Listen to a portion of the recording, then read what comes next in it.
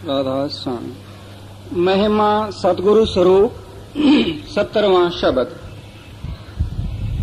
काल ने जगत अजब परमाया,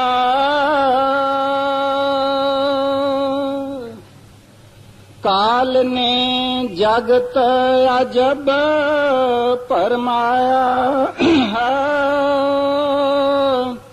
मैं क्या क्या करूं बखान, यह बानी हजूर स्वामी जी महाराज की बानी है। आप फरमाते हैं कि काल ने इस जगत को बड़े ही अजीब नमूने से भरमाया है और उसका बयान ऐसा है कि मैं कैसे करूं। हम आम तरह से काल मौत को समझते हैं, कुछ लोग उसको काल भगवान कहते हैं, अंग्रेजी में उसको नेगेटिव पावर कहते हैं, मुसलमान उनको शैतान या इब्लीस कहते हैं, उनको धर्म राज भी कहते हैं, लेख राज भी कहते हैं, छाया पुरुष भी कहते हैं। सत पुरुष के 16 पुत्र थे, यानी 16 कलाएं थी, उनमें एक कला ये काल है। वैसे काल लफ्ज की माना है वक्त, यानी टाइम। जो आदमी काल के दायरे के अंदर है वो एक दिन जरूर मरेगा। कौन काल के दायरे के अंदर नहीं है, वो फकत एक परमात्मा वाहगुरु सतपुरुष रब अल्लाह हरि गोविंद। उनको गुरु नानक साहब ने इस वास्ते फरमाया अकाल पुरख, यानी वो जो काल से ऊपर है। अकाल यानी वो जो टाइम लेस है, जिसको वक्त नहीं पहुंच सकता, जिनके लिए हम नहीं कह सकते हैं कि ये 100 बरस का है, 200 बरस का है, 500 बरस का है, हम नहीं कह सकते, क्योंकि वो सतपुरुष अकाल पुरख वाहगुरु हरि रब गोविंद इस काल को पैदा करने वाला है, काल के दायरे से बहुत ऊपर है। स्वामी जी महाराज कहते हैं काल रचा हम समझ बूझ के, बिना काल नहीं खौफ जीव के। स्वामी जी से एक सिख ने सवाल किया कि महाराज ये आपने काल काय को बनाया? कहते हैं मैंने किसी मतलब से बनाया। ये दुनिया वाले नहीं तो डरते नहीं, डरते ही नहीं है। अगर डर नहीं होवे तो गुनाह करेगा आदमी, पाप करेगा, ठगियां करेगा, चोरियां करेगा। कहते हैं फिर इनको सजा कौन देवे? कहते हैं काल देवे। अगर हमको घर में अपने जमीन सफा करवानी है, घर को साफ करवाना है या बाथरूम साफ करवानी है, तो हम जरूर कोई मेहतर रखते हैं। तो मालिक ने इस तरह से ये दुनिया को डर में रखने के लिए काल को रचा। इस वास्ते स्वामी जी महाराज कहते हैं कि काल रचा हम समझ बूझ के, बिना काल नहीं खौफ जीव के। अगर काल जो कुछ है नहीं होता तो ये सृष्टि पता नहीं क्या हो जाती। खैर, तो ये काल, इनको काल भगवान भी कहते हैं। ये त्रिलोकी का नाथ है। 1.25 लाख रूहों को यानी शरीरों को रोज खाता है। कबीर साहब जी महाराज कहते हैं यानी सारी सृष्टि में 1.25 लाख जीव मरते हैं। उसमें मच्छर भी आ गया, मक्कर भी आ गया, घोड़ा भी आ गया, कुत्ता भी आ गया, बिल्ला भी आ गया, क्योंकि ये सब काल के रचना के अंदर है। और कबीर साहब जी महाराज कहते हैं जगत चबीना काल का, कुछ मुख में कुछ गोद। कहते हैं हम सब काल का खाजा है, माना खाने की चीज है। काल कुछ लोगों को खा रहा है, चबा रहा है, कुछ उसके गोदी में है, कुछ अलग रखे हैं। तो जो चबा रहा है वो आदमी आज इस वक्त मर रहे हैं। सारा जहान है, इतना बड़ी दुनिया है, इसमें कई लोग मर रहे हैं रोज 1.25 लाख। कुछ उसमें गोद में हैं जो कल मरेंगे। अभी हमको पता नहीं है कि हम उसके गोदी में हैं या हम अलग रखे हुए हैं, कौन अलग है कौन उसके गोदी में है, लेकिन इतना जरूर मालूम है कि क्यू में हम खड़े हैं। तो उस काल ने जब अपनी रचना बनाई, अनुराग सागर में कबीर साहब ने उसका जिक्र किया है और गुरु नानक साहब जी महाराज ने अपने ग्रंथ साहब में कहीं कहीं उनका इशारा किया है। तो जब उसने रचना बनाई तो उसने ऐसी रचना बनाई जिसमें से कोई निकल न पावे। तो उसने शरीर कितने नमूने के बनाए, एक हमारा फिजिकल बॉडी या स्थूल शरीर, दूसरा इसके अंदर हमारा एस्ट्रल बॉडी, और तीसरा मेंटल बॉडी यानी माइंड, और चौथा कारण शरीर या कॉजल बॉडी, ये बनाए। फिर रज्जो तमो सतो ये 3 गुण बनाए। फिर इसने 5 तत्व बनाए, मट्टी, पानी, हवा, अग्नि, आकाश। ये सब काल के बने हुए कि इन सब पिंजड़ों में से जब कोई निकले तब मुक्ति हासिल करे। ये सब पिंजड़े हैं और हर एक उसको पिंजड़ा है। अगर देवता है तो उसको भी पिंजड़ा है। शिव, विष्णु, ब्रह्मा, इसके 3 पुत्र हैं। दुर्गा देवी अष्टअंगी इसकी औरत है। गुरु नानक साहब जी महाराज ने जप साहब में ये फरमाया, एका माई जुगत वे आई तन चेले परवान। तो वो एका माई अष्टअंगी देवी दुर्गा माता और उसके कई नाम हैं। इनके 3 शिव विष्णु ब्रह्मा पुत्र हैं। जो काल के 3 लोक त्रिलोकी उन काल के दायरे के अंदर है। अलावा इसके इसको डर लगा कि लोग जब का पाप और कर्म करेंगे, अगर गुजरे हुए जन्म का पाप किसी को याद आएगा। अब एक आदमी है, वो अंधा है, मां के पेट से निकला अंधा। अगर इसको पता होवे कि मैंने अपने गुजरे हुए जन्म के अंदर फलाना पाप किया था, इसके कारण मैं अंधा हूं, तो वो पाप फिर करने से डरेगा और पाप नहीं करेगा। एक आदमी है जो मुफलसी में, गरीबी में,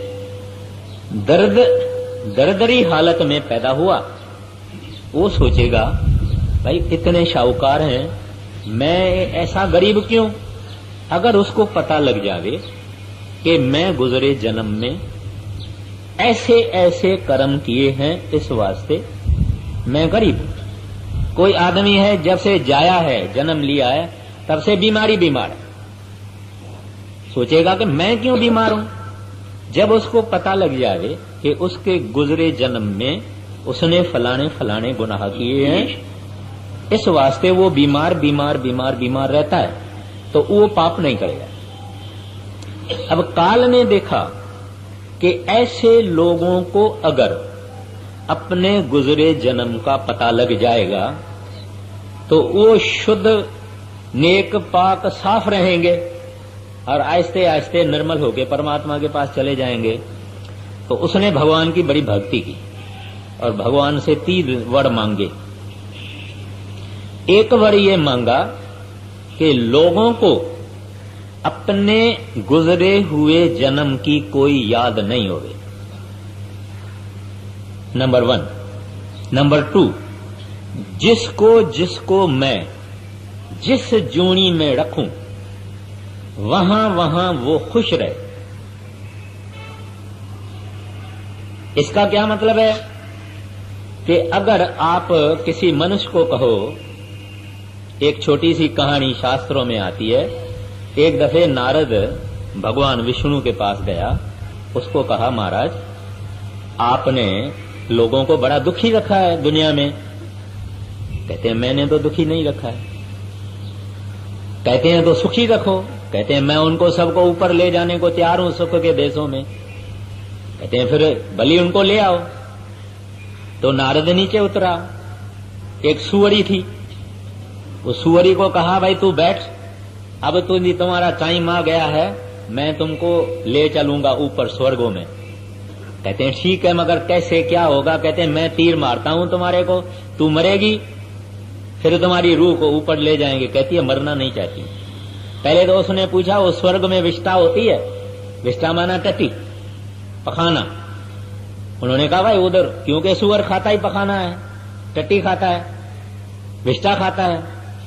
कहते हैं उधर है। इसने कहा उधर ये तो नहीं है, उधर तो अमृत है।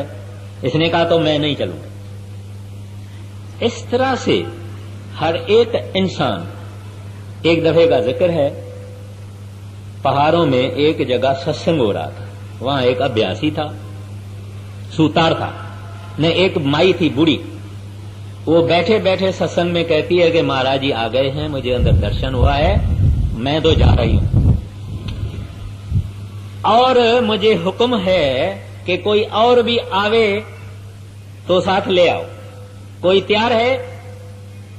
माई सत्संग में कहती है कि कोई तैयार है? तो एक तरखान था, तरखान यानी कारपेंटर यानी सूतान। उसने कहा माई मैं चलने को तैयार हूं, मेरे को दुनिया में कोई सुख नजर ही नहीं आता। बाकी कोई नहीं उठा और 5 मिनट के अंदर वो माई ने भी चोला छोड़ा वहां सत्संग में और उस तरखान ने भी चोला छोड़ा। अभी कहने का मतलब क्या है कि कोई तैयार नहीं है यहां से जाने के लिए, कोई नहीं। किसी को कहो, अगर समझो कोई कहता है भाई चलो तैयारी करो, बोलेगा नहीं भाई अभी तो मेरी जवानी है, अभी तो कुंवारा हूं। अगर बोलेगा शादी की हुई तो ही बोलेगा अभी तो बच्चे भी नहीं हुए हैं, अभी तो बाल भी मेरे सफेद नहीं हुए, कुछ दुनिया का मजा तो लेने को दो। खैर, तो काल ने दूसरा वर ये मांगा कि जो जहां है वहां खुश रहे, माना उस जूनी को छोड़ना नहीं चाहिए। तीसरा ये वर मांगा कि तुम्हारे संत जन जब इस दुनिया में आएंगे तो कोई करामात यानी मिरेकल, यानी कुछ ऐसा दिखाना अजीब गरीब के लोग एक मरे हुए को जिंदा कर देवे तो उस गांव के आदमी सब सत्संगी बन जाएं, बोलेंगे हमको नाम दो। तो उसने तीसरा वर ये मांगा कि आप जब इस दुनिया में आएंगे तब कोई करामात दिखा के दुनिया वालों को यहां से नहीं ले जाएंगे, करामात मना है। ये 3 वर मालिक ने उसका माना क्योंकि काल ने मालिक की भक्ति की।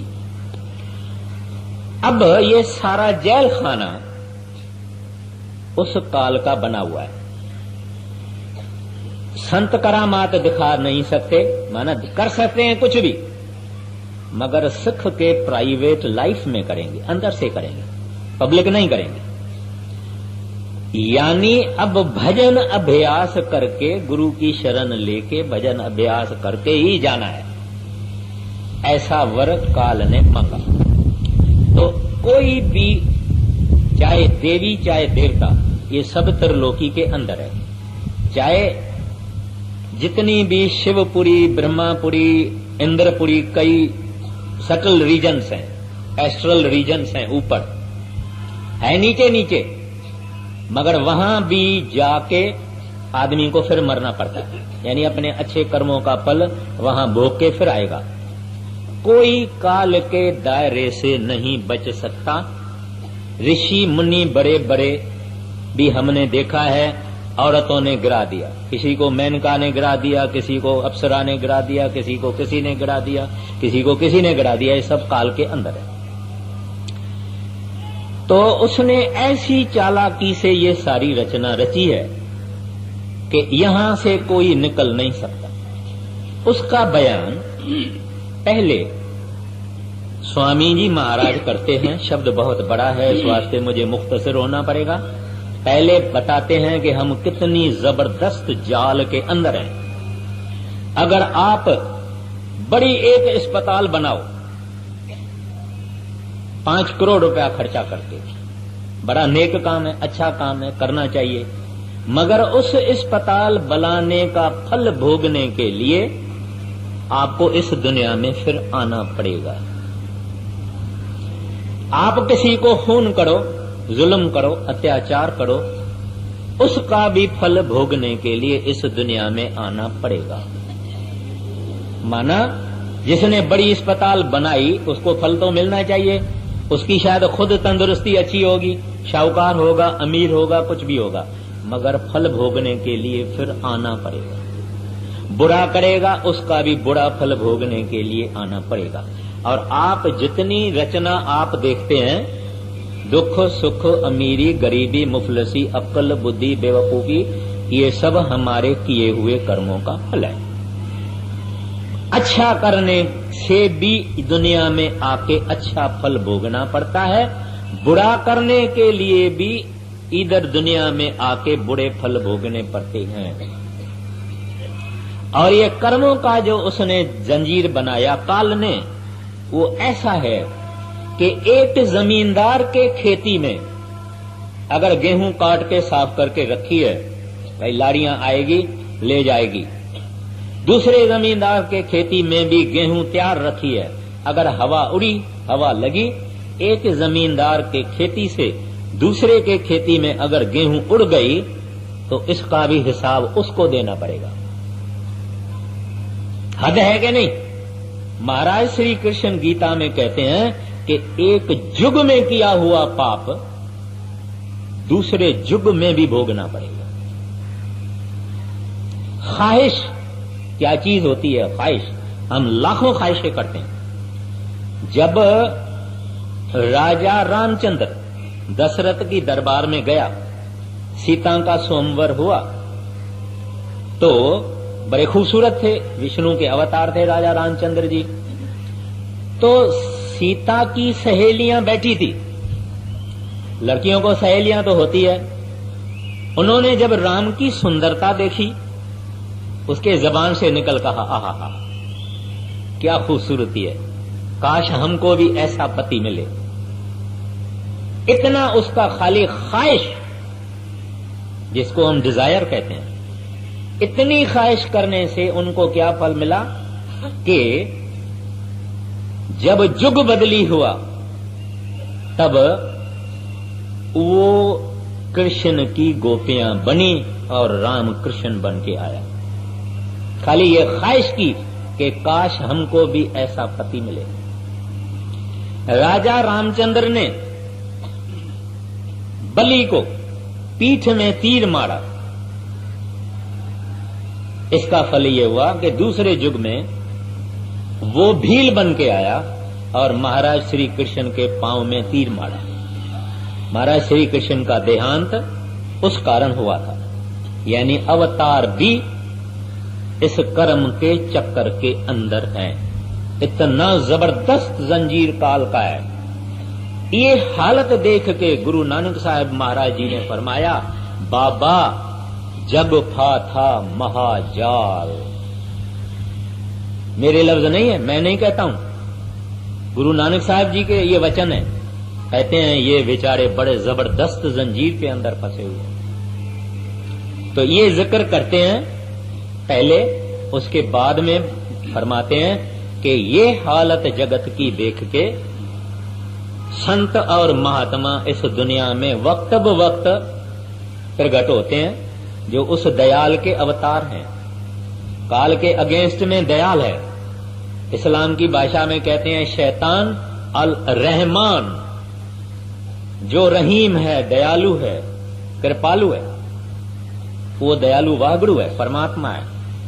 और ये शैतान जो इंसान को परमात्मा से दूर रखे। तो इस वास्ते जब गुरु नानक साहब जी महाराज ने देखा कि काल की जबरदस्त जंजीर है, इसने इस वास्ते फरमाया कि बाबा जग पाता महाजाल। फिर आपे ही किसी और जगह कहते हैं काल को लेखराज कहा जाता है। लेखराज इस वास्ते कहा जाता है, वो कह लेखा मांगता है, कहता है देव भाई अच्छा किया है फल ले ले, बुरा किया है फल ले ले। उसके पास लेखा है, इंसाफ है, अदल है। तो शाह साहब सिंध के कामिल फकीर हुए हैं, वो कहते हैं अदल छुटा न आऊं फेरो कज फजल जो। हे प्रभु, हे वाहगुरु, इंसाफ नहीं करना, न्याय नहीं करना। मैं गुनाहों से भरा हुआ हूं। जेते सागर नीर भरे हैं तेते अवगुण हमारे। प्रभु मेरे अवगुण देखोगे तो मेरा खत्म हूं मैं। अदल छुटा न आऊं को फेरो कज फजल जो। दया करना, रहम करना, कृपा करना, बख्शना, क्योंकि काल का हिसाब जबरदस्त है। फिर गुरु नानक साहब जी महाराज दूसरे लफ्जों में कहते हैं लेखे कबहू न छूटिए, क्योंकि लेखराज है, लेखराज है, उसका काम है लेखा लेओ देओ। पाई का भी लेखा होता है। इस वास्ते कहते हैं लेखे कबहू न छूटिए, खिन खिन भूलन हार, बख्शन हारा बख्शिल, नानक पार उतार। तो वो दया करने वाले, रहमान अल रहीम, करुणा के सागर, बख्शंद, सद बख्शंद सदा मेहरवाना, वो सतपुरुष है, वाहगुरु है, दयाल है। और उनके प्रतिनिधि यहां संसार में संत जन। तो यहां फिर महाराज जी पहले काल का सारा जिक्र बता के उसके बाद में वो दयाल पुरुष कैसे यहां आता है संतों के चोले में और क्या हमको करना चाहिए, ये उन्होंने ये कहा है। तो थोड़ा सा इसके अंदर सख्त कलामी है, लेकिन उसमें मेरा कोई दोष नहीं है, क्योंकि संत फिर डरते नहीं है। संत जो सच है वो सच बता देते हैं।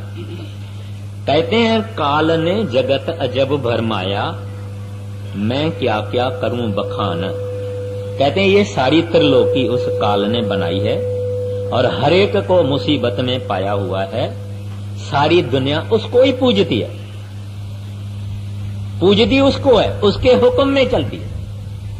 अगर कोई आदमी मेरी निंदा करे, मुझे आके कोई सुनावे, तो तुम्हारी भाई ऐसी निंदा फलाने आदमी ने की है, तो मेरा इमीडिएट रिएक्शन क्या होगा कि मैं उसके अवगुण तलाश करूंगा।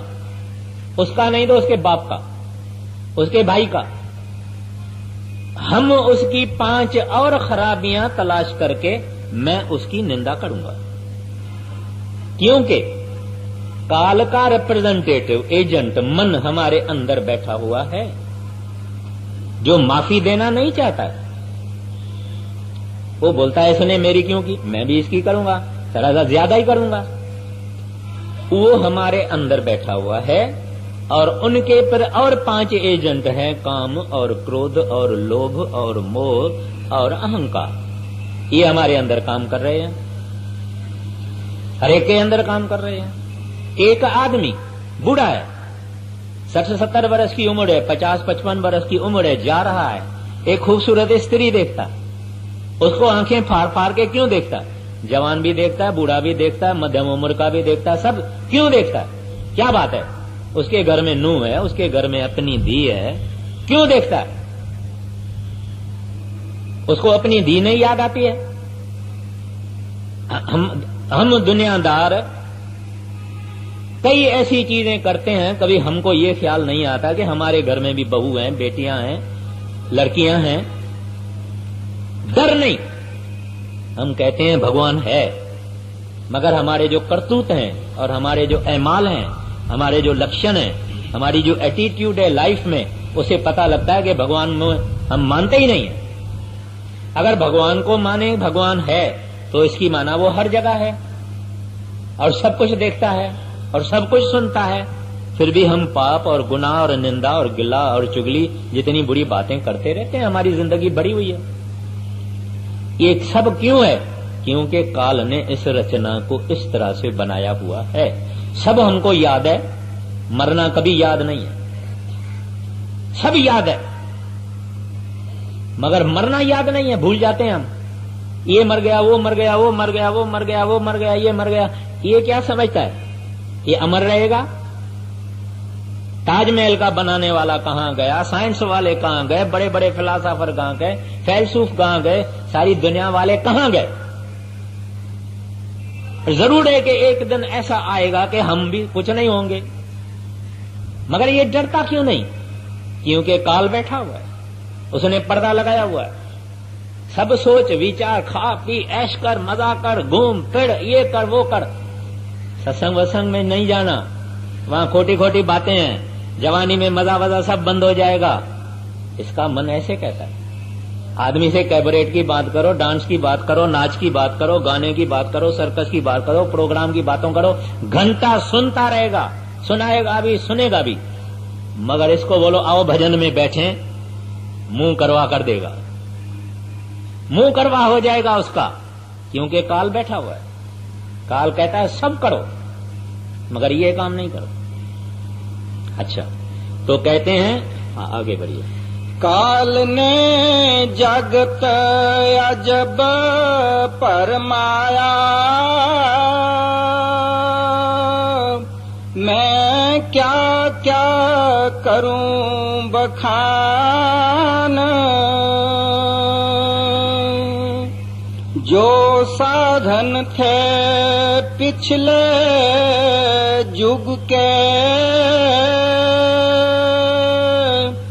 सो कल युग में किए प्रमाण। अब जैसे मैंने अर्ज किया, स्वामी जी महाराज कहते हैं काल रचा हम समझ बूझ के, बिना काल नहीं खौफ जीव के। ऐसे गुरु नानक साहब जी महाराज कहते हैं खंड पताल दीप सब लोवा, काल वश आप प्रभ किया। कहते हैं ये खंड और पताल और दीप माना कॉन्टिनेंट्स, लोहा यानी सृष्टि, कहते हैं काल के हवाले प्रभु ने खुद किया है।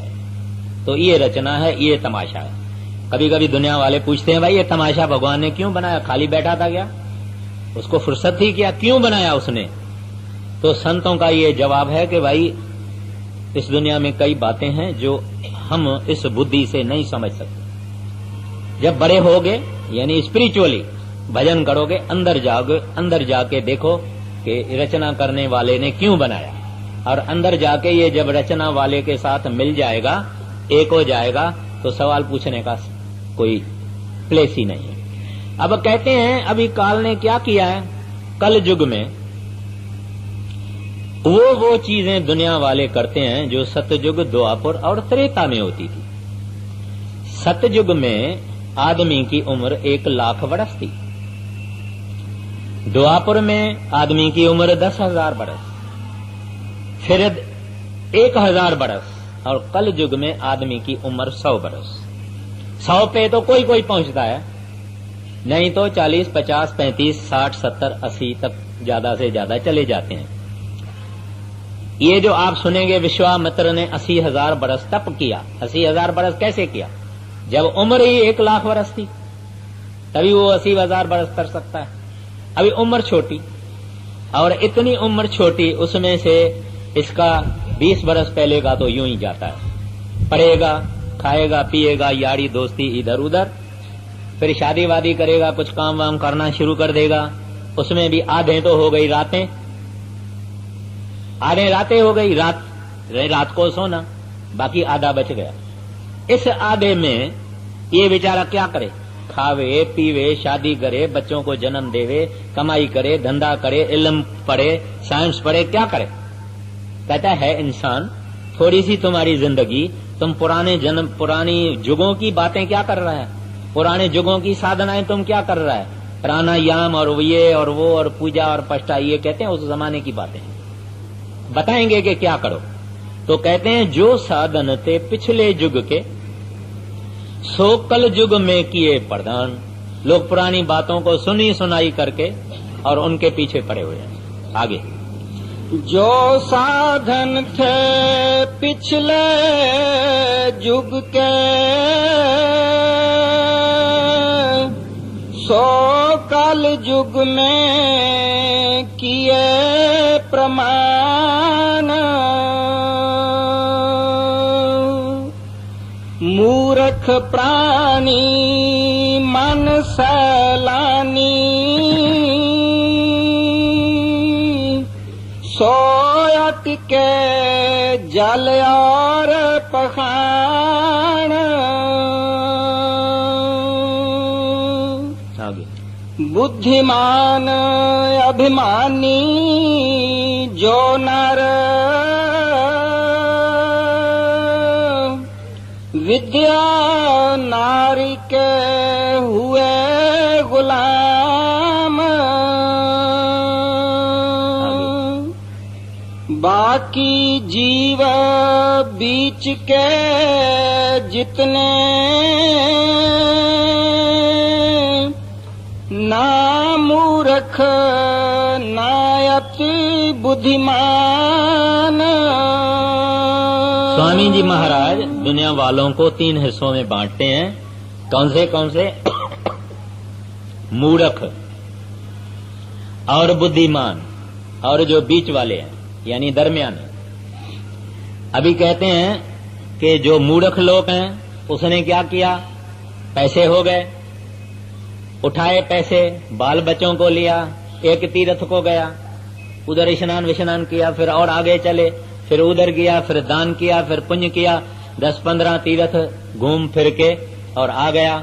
और आके कहता है कि भाई मैं तो अपने पाप उधर दे के आया हूँ, तीर्थों में स्नान करके आया हूँ, और कुछ प्रेजेंट ये वो सब लेके आके रिश्तेदारों को देता है।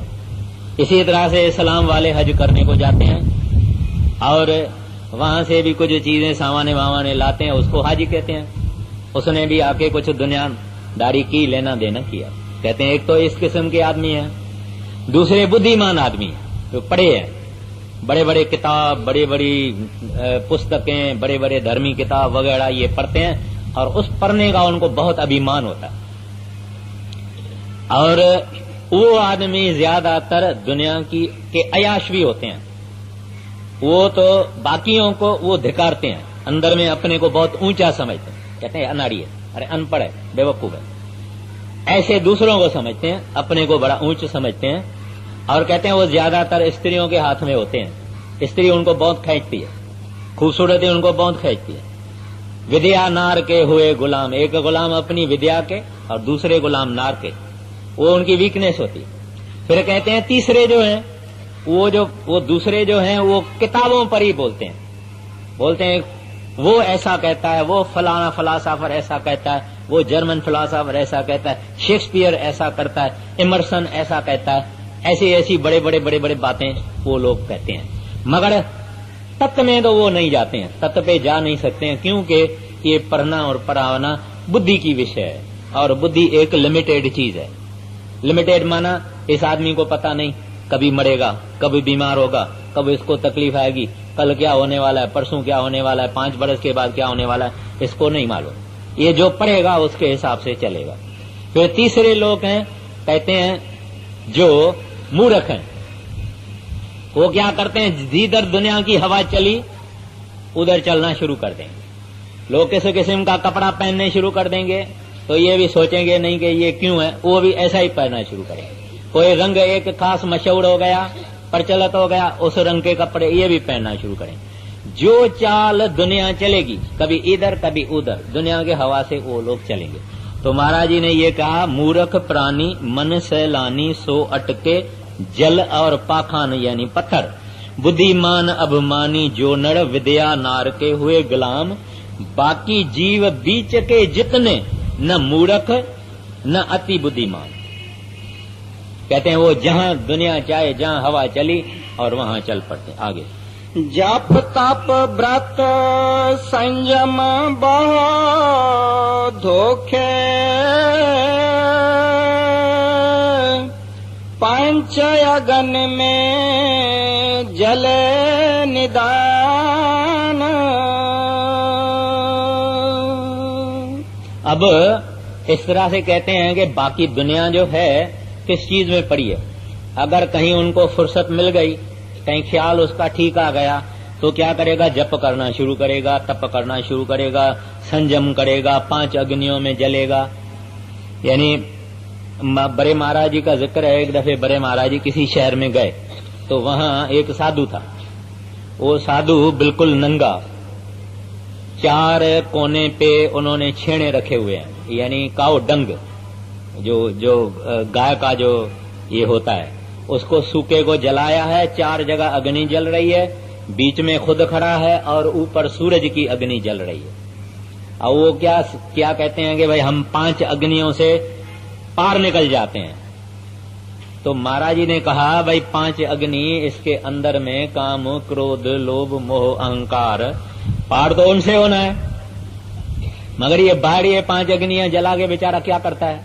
तो ऐसे कई जीव हैं, कई काम, कई तरह तरह के धर्म के रिद्धियों में, सिद्धियों में, जादू मंत्र तंत्र, इन चीजों में पड़े हुए हैं, जिंदगी खराब कर देते हैं। एक दफे का जिक्र है कि एक जैनी था। अभी जुदा जुदा मजहबों के जुदा जुदा सेक्ट हैं, उनके अपनी अपनी रस्में और अपने अपने रवाज हैं। कहते हैं कि जैनी था, उस जैनी का ये सिस्टम था कि सुबह को पाठ पढ़ता था और एक दीवा जला के रखा था, दीवा तेल से भरता था। जब दीवे का तेल खत्म होता था तब अपना धर्मी पुस्तक पूरा हो जाता था इनका, और फिर वो खाना खाता था। कुदरत ऐसी हुई कि उसके घर में नूह आ गई, एक नई नूह आ गई। उसने पहले दिन आके देखा कि मेरे ससुरा जी पढ़ रहे हैं। वो जब तेल आधा हो जावे तो वो और तेल डाल देवे, फिर वो तेल जब खत्म होने में लगे फिर वो डाल देवे। अब उसका वचन ये किया हुआ है, उसने अपने अंदर में ये संकल्प किया हुआ था, जब तेल खत्म होएगा तब खाऊंगा पीऊंगा, वरना नहीं खाऊंगा पीऊंगा। इस तरह से बेचारा प्यासा भूखा मर गया, क्योंकि वो तेल डालती गई और ये उठे भी नहीं, ये बोले भी नहीं, कुछ नहीं। उसने सोचा भंग हो जाएगा मेरा जो प्रण है। तो इस तरह से लोग खोटी खोटी बातों में, फिजूल बातों में अपना जीवन खराब कर रहे हैं। फिर फरमाते हैं, देखो देखो चरित्र काल करता के, कोई सिर कोई पैर रुंधान, भटक भटक भटकाया सब जग, कोई न लगाया ठौर ठिकान। अब ये जो रामायण है, इसकी असल बात यह है कि वाल्मीकि ने जब नाम पाया था और कमाई की थी तो वाल्मीकि ऊपर चले गए और बहुत ऊंची मंजिल को पहुंचे। तो वाल्मीकि ने रामायण लिखा। जब ये रामायण लिखा तभी रामचंद्र नहीं था। उसने एक एपिक के तरह से बताया था कि आत्मा क्या है, सुरत क्या है, परमात्मा क्या है, अंदर के देश क्या हैं, रुकावटें क्या है। ये इसने इस ढंग से उस रामायण में लिखा था। ये धनुष है, ये हमारा, ये इधर जो ये है ये धनुष है। इधर से जब निकला तब उसको सीता मिली, और 10 रथ यानी 10 इंद्रियों वाला ये इंसान है। ऐसे बहुत कुछ है। तो ये बनाया वाल्मीकि ने कि लोग को पता लगे कि इंसान के अंदर है क्या और ये मुक्ति कैसे हासिल करेगा। लेकिन काल ने देखा कि इसने तो सारा मेरा राज खोल दिया। इस वास्ते उसने क्या किया, अब जब रामचंद्र जी पैदा हुए उससे 10,000 बरस पहले वाल्मीक ने रामायण लिखा है। फिर काल ने जब देखा कि ये पाज खुल जाएगा, तब उसने वो जो कुछ उसने सिंबॉलिकली राम और सीता और धनुष और 14 बरस वनवास वगैरह वगैरह लिखा था, ऐसा उसने बिल्कुल इनएक्ट कर दिया। यानी दुनिया के अंदर वो व्यक्तियों को पैदा करके और वो सारा ड्रामा उसने संसार में कर दिया। अब अगर कोई आदमी राम राम कहता है, तभी वो सोचता है राजा रामचंद्र का पुत्र दशरथ सीता का पति। लेकिन नहीं, राजा रामचंद्र त्रेता युग में आए और सत्य युग में भी लोग राम राम की भक्ति करते थे। राम लफ्ज की माना है जो रम्या हुआ होवे, वन हु परवेट्स एवरीवेयर, जो जरे जरे में रम्या हुआ है वो राम। तो वो इनसे पहले ही राम थे, उससे पहले राम की भक्ति थी।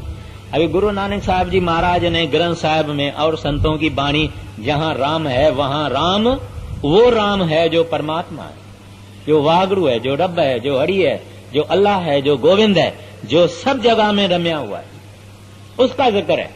लेकिन राजा रामचंद्र का जिक्र नहीं है। तो ये सब काल भगवान की होशियारी है, जिससे कहते हैं देखो चरित्र काल करता के, कोई सिर कोई पैर रुंदान, भटक भटक भटकाया सब जग, कोई न लगाया ठौर ठिकान।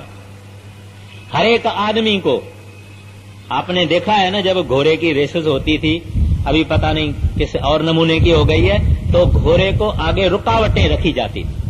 कोई छोटी दीवार बनाते थे तो घोड़ा उसके ऊपर छलांग लगा के जावे, फिर कुछ पानी रखते थे, घोड़ा छलांग लगा के जावे। ऐसे इस इंसान को कई रुकावटें हैं।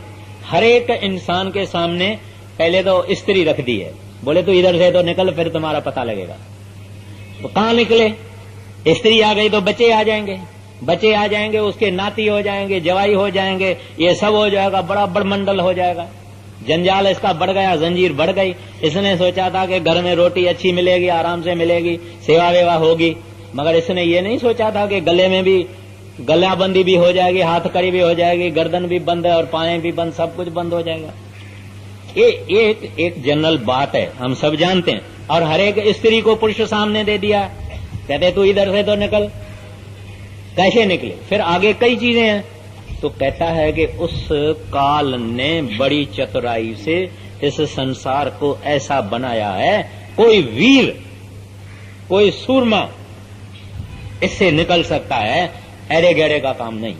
आगे ऐसी हालत देख जगत की, संत सतगुरु प्रगटे आन। आगे गुरु सेवा और नाम महात्मा,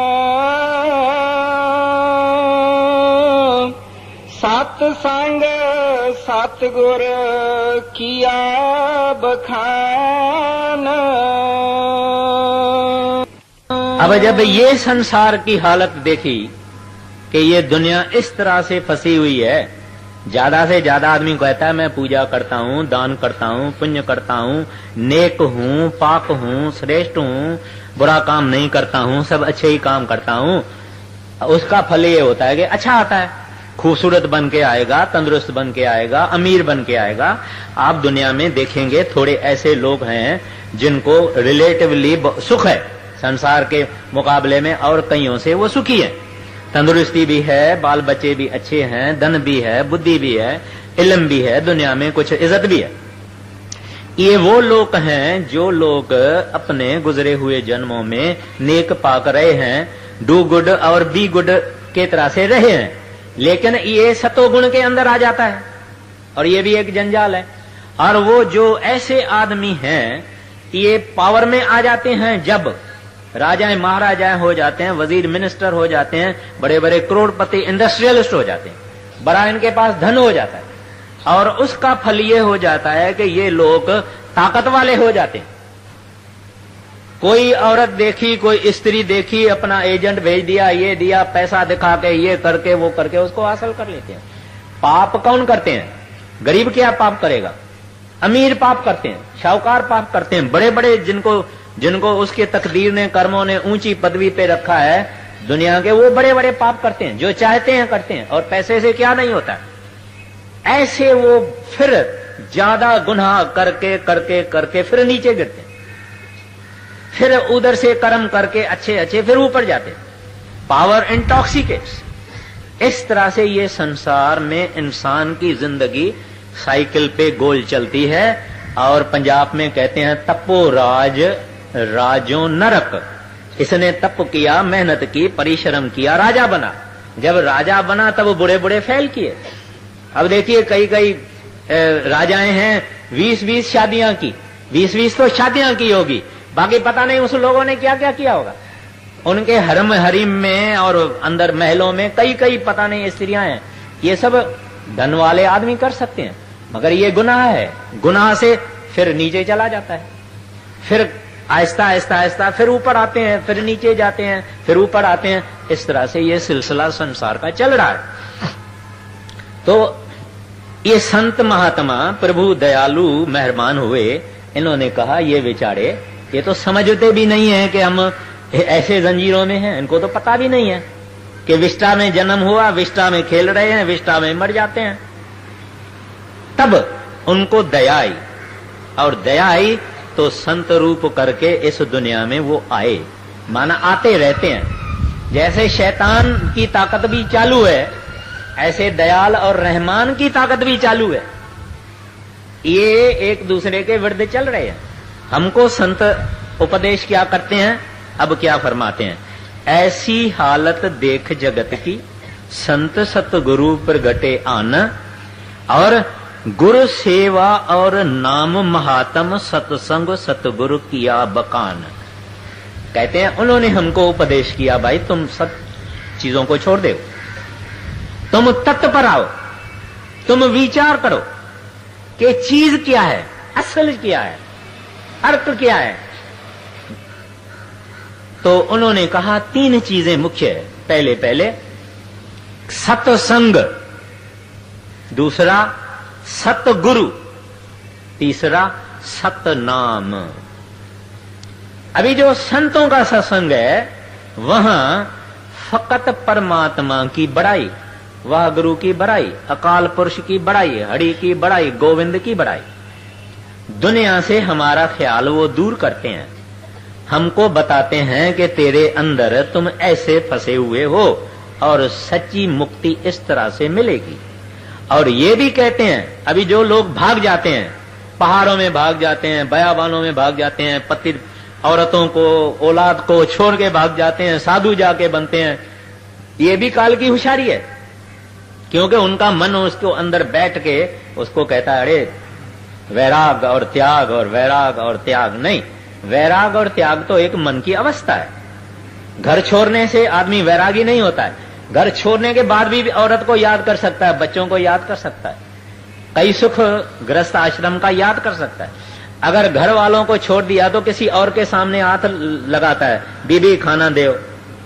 घर घर में जाना पड़ता है, दर दर में जाना पड़ता है, कुटिया भी बनानी पड़ती है, झोंपड़ी भी बनानी पड़ती है, कुछ लंगोटी भी, और कुछ नहीं पहनेगा लंगोटी भी पहननी पड़ती है। अब धंधा दौड़ी अगर नहीं करेगा तो भीख मांगनी पड़ेगी।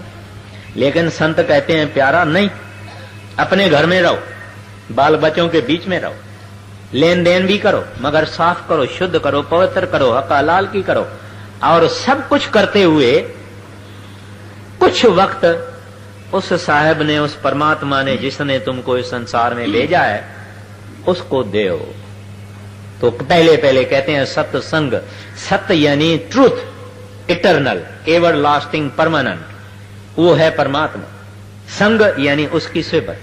कहते हैं अब तू उस बाकी चीजों को छोड़ दे, सत्य की सोबत कर। जो हकीकत है, जो ट्रुथ है, उसकी सोबत कर, परमात्मा की सोबत कर, रब की सोबत कर, वागड़ू की सोबत कर। सत्संग में आके हमको पता लगा है कि हम कितने जंजीरों के अंदर फंसे हुए हैं। सत्संग में आके हमको पता लगता है कि हमारे अंदर कितने अवगुण हैं। सत्संग में पता लगा है कि हम कितने गुनहगार हैं। हमको शर्म आती है, हम सिर नहीं उठा सकते हैं, क्योंकि अपने अवगुण का हमको पता लगता है। आम आदमी अपने अवगुण को नहीं देखता है, दूसरों के अवगुण को देखता है, दूरबीन से इलाज करके देखता है। यहां इनको कहा जाता है कि तू अपने देख दूरबीन से, अपने गुनाह और पाप, तुम्हारे विचार, तुम्हारे वचन, तुम्हारी करनी, तुम्हारी जो चाल है, चलन है, उसको देख। सत्संग में पता लगता है। सत्संग में पता लगता है कि प्यारा तेरी मौत आ रही है, मौत आ रही है, यानी इसमें कोई शक नहीं है। जिस दिन से ये पैदा हुआ उस दिन से ये मौत के तरफ जा रहा है।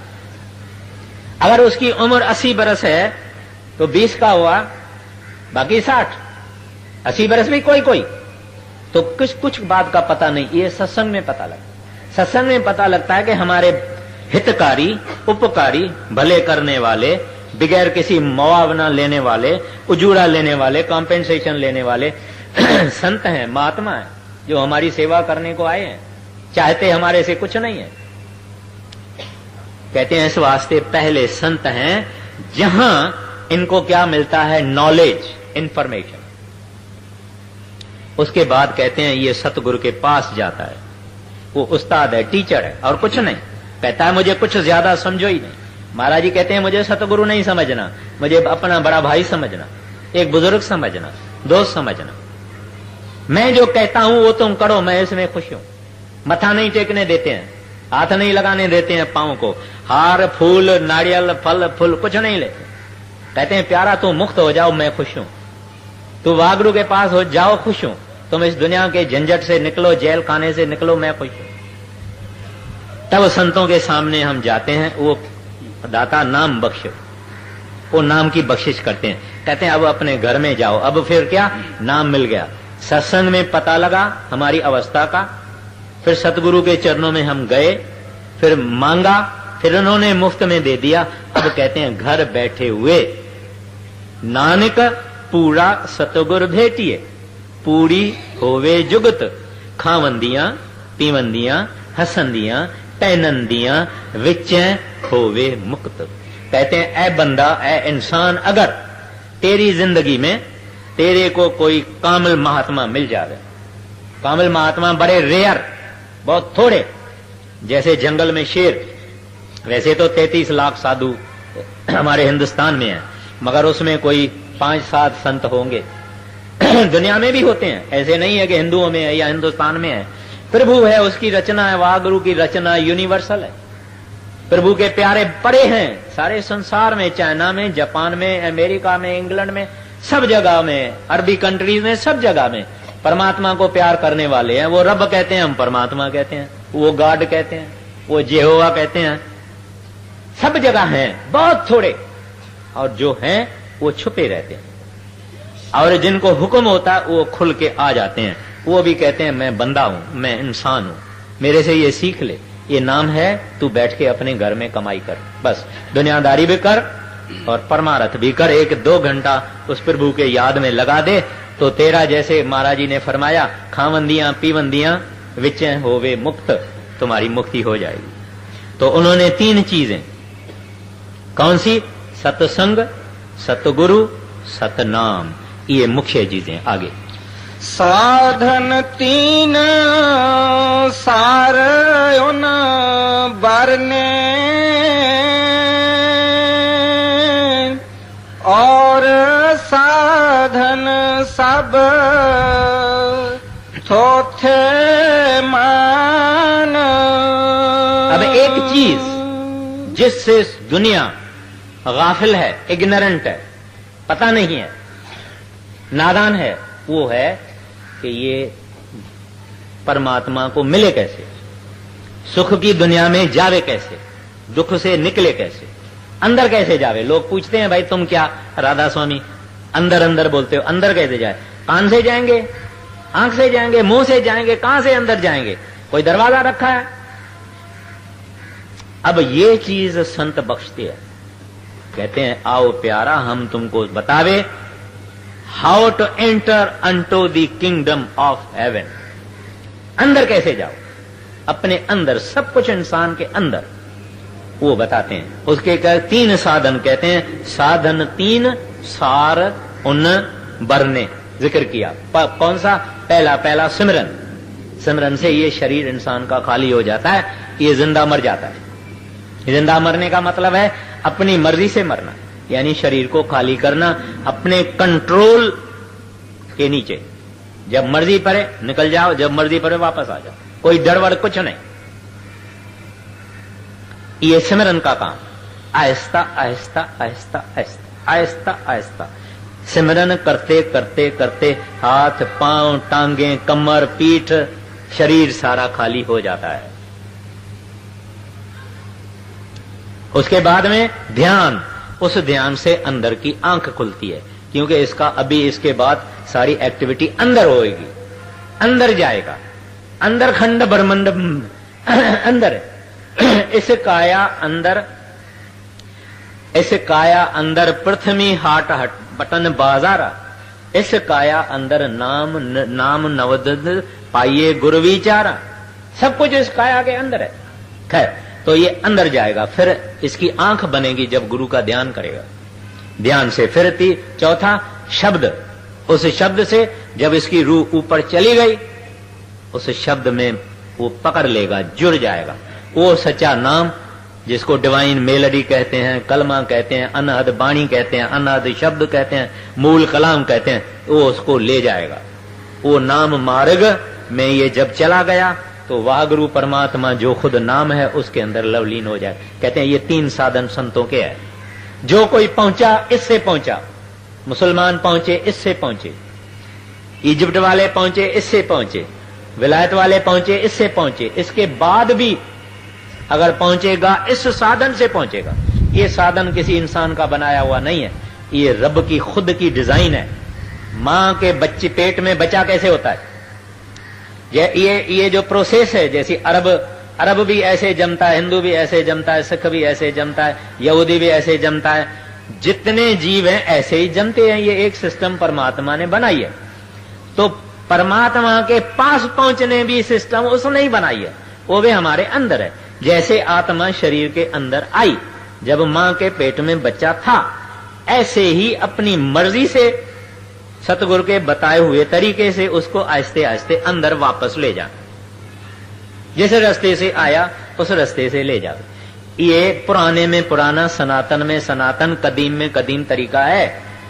जब सच्चे संत आते हैं तब बताते हैं। जब संत चले गए फिर लोग फिर भ्रमों में आ जाते हैं, उनकी तस्वीरें रख देते हैं, फूल चढ़ा देते हैं, उनकी कोई स्टैचू बना के मंदिर बना लेते हैं। ये सब चीजें बाद में आती है जब सच्चे संत चले जाते हैं।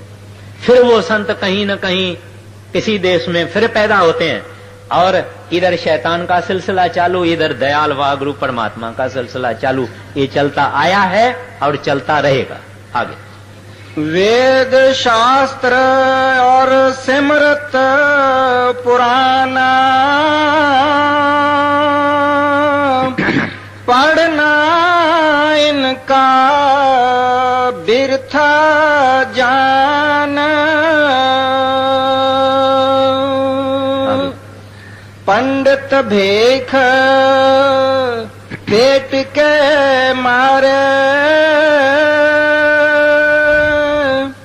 वे संतन पर करते तान। कहते हैं लोग वेदों में, शास्त्रों में और गूढ़ किताबों में जाके फंसते हैं और इनको पढ़ते हैं और इनको रटन करते हैं। कहते हैं ये सब जुबानी जमा खर्च है, ये कोई करनी नहीं है। पढ़ो, आप कितना पढ़ो, बड़े आलम और हो जाओ। अभी रावण कौन था? 4 वेदों का जानकार भी नहीं था, टीकाकार भी था। He was a great interpreter. और उसको सीता की खूबसूरती ने खत्म कर दिया। आग लग गई सारी रावण की से सीलान को। किस बात से? इतना पड़ा हुआ 4 वेदों का, अपने घर में खूबसूरत स्त्री बैठी हुई है, उसको सीता की खूबसूरती ने खींच लिया, खत्म हो गया, लंका जल गई। तो पढ़ने से क्या होता है? पढ़ना कुछ और चीज है और करना कुछ और चीज है।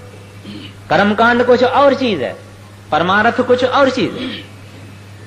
इस तरह से शाह साहब सिंध के कहते हैं, रोजा ऐं निमाजू ई पिण चंगो कम पर उहो को ब्यो फहम जैसा पसंद प्रिय जो। कहते हैं ये चीजें अच्छी है, ठीक है, नेक पाक बनो, लेकिन प्रीतम को अगर देखना है, परमात्मा का दीदार करना है, कहते हैं वो चीज और है।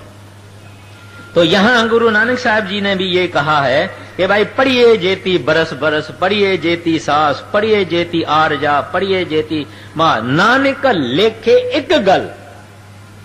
कहते हैं जो चीज लेखे में आएगी वो एक गल, और हमें जखण जाख।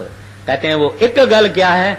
उस परमात्मा से इश्क करना, वागड़ू से इश्क करना, उसको दिल में चाहना और उसकी भजन करना, कमाई करना।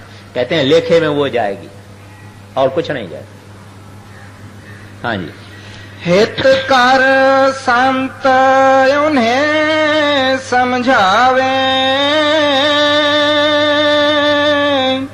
वे मानी नहीं माने आन।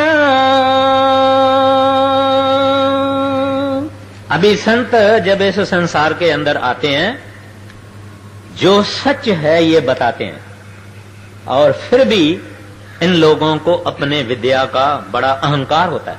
कहते हैं अरे ये रविदास चमार, अरे वो जो जूता बनाता है, अरे जिसको दस्तखत भी डालने को नहीं आती है, इससे हम क्या बहस करेंगे?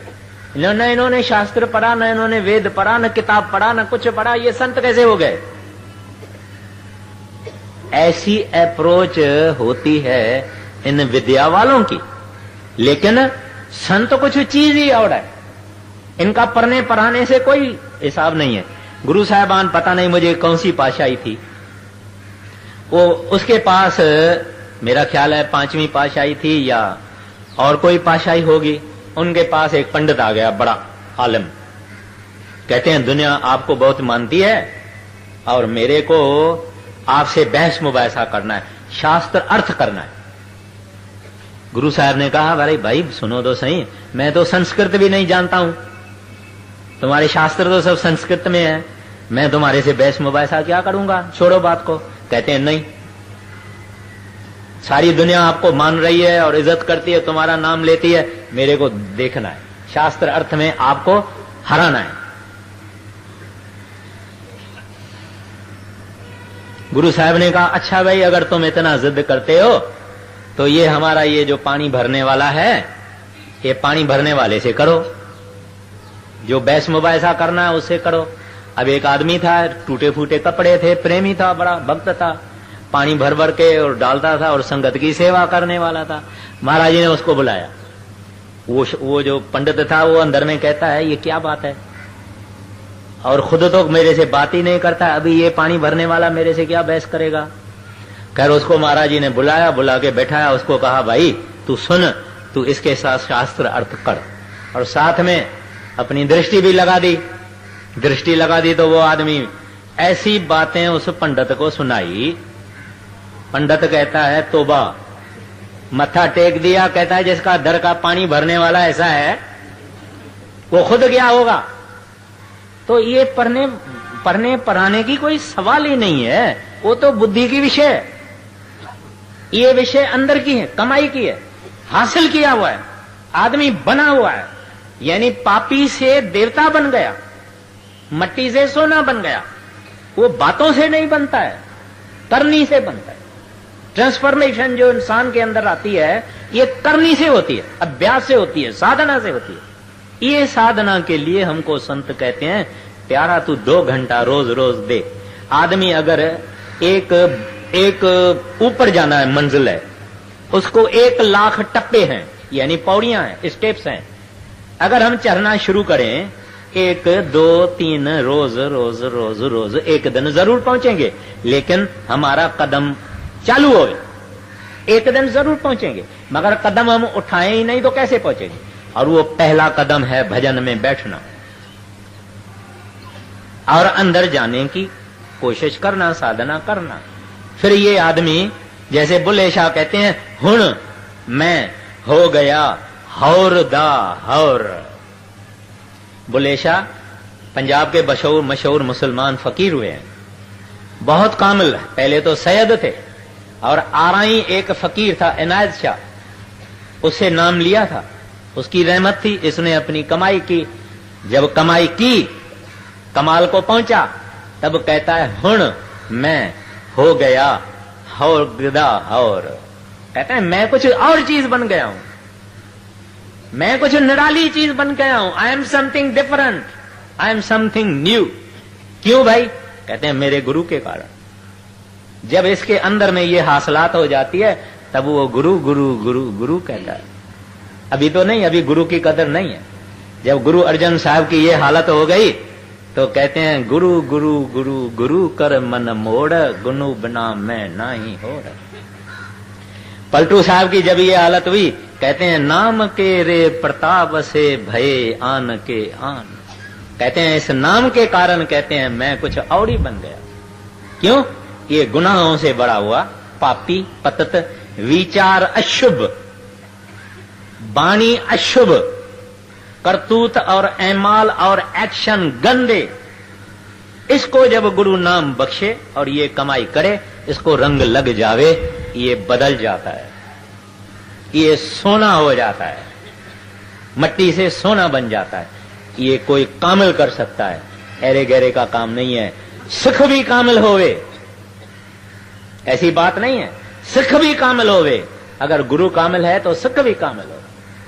गुरु अंगद साहब भाई लैणा चौधरी, लैणा भी कामिल सिख था, गुरु के शरण में आया फिर गया नहीं। गुरु अमरदास साहब भी कामिल सिख था, गुरु की शरण ली फिर छोड़ा नहीं।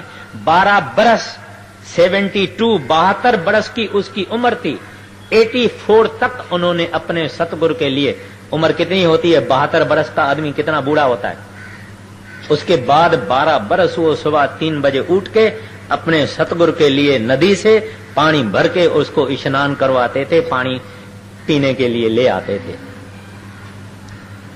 तो गुरु सिख भी ऐसा चाहिए, अधिकारी सिख चाहिए, तब उसको रंग लगता है। मगर जो सिख लेना ही नहीं चाहता है, एक बर्तन लेके अगर हम मांगने को जावे तो बर्तन तो सीधा रखना चाहिए ना, हमारा बर्तन ही उल्टा पड़ा हुआ है। गुरु डाले किसमें? चीज आवे किसमें? तो सिख भी ऐसा चाहिए जिसके अंदर में रंग लगा हुआ हो। कबीर साहब के गुरु कौन थे? रामानंद, स्वामी रामानंद। उसको जब रंग चढ़ गया, कहता है अब कित जाइए रे घर लागो रंग। कहते हैं अब कहां जाऊं, कौन से तीर्थ पे जाऊं, किस जगह पे जाऊं, किसके पास जाऊं? कहते हैं मेरे को वो रंग मस्ती चढ़ी हुई है, क्या करूं, सह नहीं सकता है। कित जाइए रे अब लागो रंग। वो रंग जब इंसान को चढ़ जाता है, संसार में रहता है छुपा हुआ, बाल बच्चों की परवरिश भी करता है, नेक पाक रहता है, अपने दिन गिनती करता है। जब वागड़ू बुलावा बोलेगा मैं तैयार हूं, बिस्तरा मेरा गोल है। कहता है पाशाओं का पाशा, मैं तैयार हूं, आपने सब बख्शा है, मैं एक गुनहगार पापी पतत नीच से नीच, आपने दया की है, इस मट्टी को सोना किया है, और ये सोना इस वास्ते आपके चरणों में मैं रखता हूं, अर्पण करता हूं, कृपा करो, इसको मंजूर करो। ये संत मत। अब ये शब्द आधा हुआ है, शब्द आधा हुआ है। अभी जब भी कभी मौका आएगा उसके बाद में फिर मैं शब्द आधा लेऊंगा। राधा स्वामी। करूं बेनंती दो कर जोरी, अर्ज सुनो राधा स्वामी मोरी। सतपुरुष तुम सतगुरु दाता, सब जीवन के पिता और माता। दया धार ना कर लीजे, काल जाल से न्यारा कीजे। सतयुग त्रेता द्वापर बीता, काहू न जानी शब्द की रीता।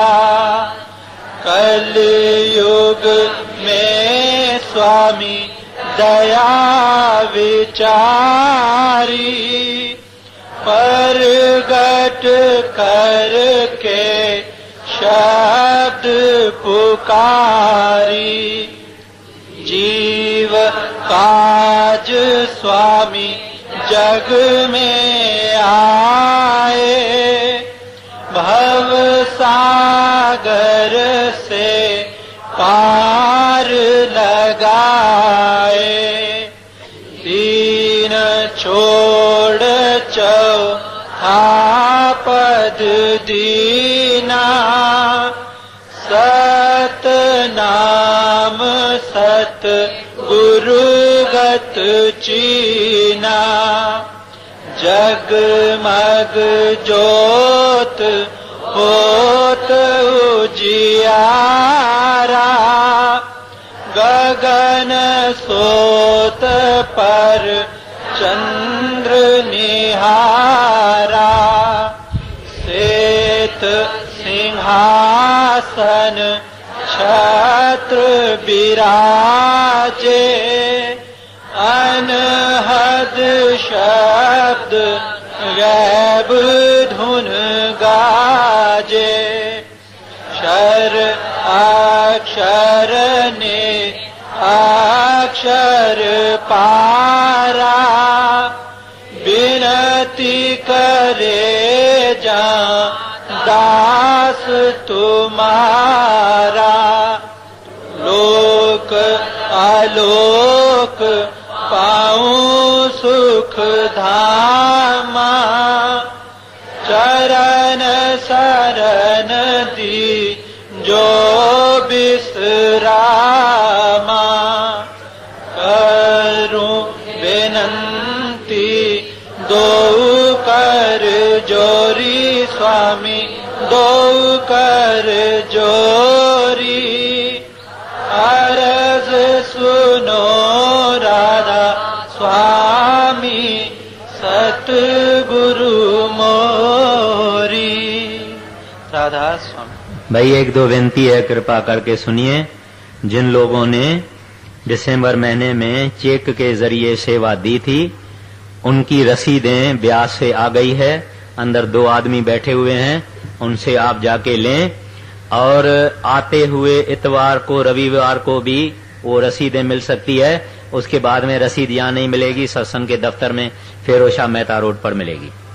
दूसरा, महाराज जी का जो टूर का प्रोग्राम है मार्च और अप्रैल का, वो है 7-8 दिल्ली, 7-8 मार्च दिल्ली, 14-15 मार्च सिकंदरपुर, 14-15 मार्च सिकंदरपुर। फिर 25-26 अप्रैल दिल्ली, 25 और 26 अप्रैल दिल्ली। ये कागज वहां नोटिस बोर्ड में भी लगाया गया है, लेकिन मैंने सोचा कि आपको अर्ज कर दूं। जो सेवादार 26 जनवरी को गेट टुगेदर पर चले थे, वो कृपा करके हाल में जाके मिस्टर गोपीचंद को मिले। बिछाई के सेवादार भी कृपा करके श्री फकीर चंद को सत्संग के बाद मिले। विछाई के सेवादार भी सत्संग के बाद फकीर चंद को मिले। 26 जनवरी पर जो सेवादार गए थे, वो मिस्टर गोपीचंद को हाल के अंदर मिले। राधा स्वामी।